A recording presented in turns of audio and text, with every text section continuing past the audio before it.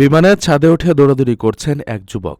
ভিডিওটি ঘিরে সামাজিক যোগাযোগ মাধ্যমে ব্যাপক আলোচনা সমালোচনা চলছে।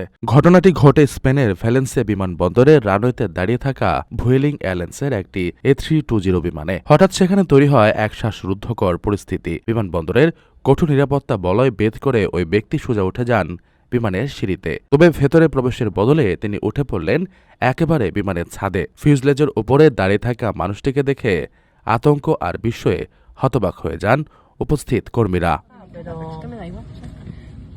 চাঞ্চল্যকর এই ঘটনাটির নেপথ্যে থাকা ব্যক্তি মরক্কান নাগরিক। প্রত্যক্ষদর্শীরা জানান তিনি বিমানের সিঁড়ি ব্যবহার করেই ফিউজলেজের ওপরের অংশে পৌঁছে যান। প্রায় 10 মিনিট ধরে তিনি বিমানের ছাদেই অবস্থান করছিলেন। খবর পেয়ে দ্রুত ঘটনাস্থলে ছুটে আসেন 3 জন সিভিল গার্ড। তারা অত্যন্ত সতর্কতার সাথে তাকে বুঝিয়ে শান্ত করার চেষ্টা করেন এবং শেষ পর্যন্ত তাকে নিরাপদে নিচে নামিয়ে আনতে সক্ষম হন।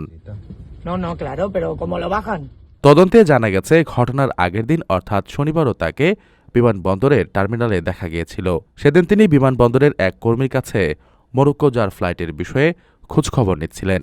ধারণা করা হচ্ছে দেশে ফেরার কোনো উপায় না পেয়ে হয়তো তিনি এমন মরিয়া আচরণ করেছেন। নিচে নামে আনার পর বিমানবন্দর কর্তৃপক্ষ তাকে তাৎক্ষণিক প্রাথমিক চিকিৎসা প্রদান করে। পরবর্তীতে তার মানসিক অবস্থার কথা বিবেচনা করে একটি অ্যাম্বুলেন্সে করে ভ্যালেন্সিয়ার জেনারেল হাসপাতালের মানসিক রোগ বিভাগে পাঠানো হয়েছে।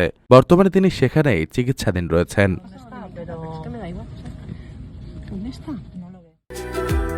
6 ফেব্রুয়ারি প্রবাসী সিটি সাইট অফিসে আয়োজন করা হয়েছে ইনভেস্টর্স ফেয়ার 2026। ভিডিও কলে মিলবে ফ্রি ওমরা সুযোগ সহ অবিশ্বাস্য সব উপহার। দিনব্যাপী এই আয়োজনে শিশুদের জন্য থাকবে আনলিমিটেড ফান রাইড আর বড়দের জন্য মনোরম নৌকা ভ্রমণ ও কলাপাতায় পরিবেশিত লাঞ্চ। মাত্র 10,000 টাকায় বুকিং। আরও বিস্তারিত জানতে যোগাযোগ করুন স্ক্রিনে দেওয়া নম্বরে।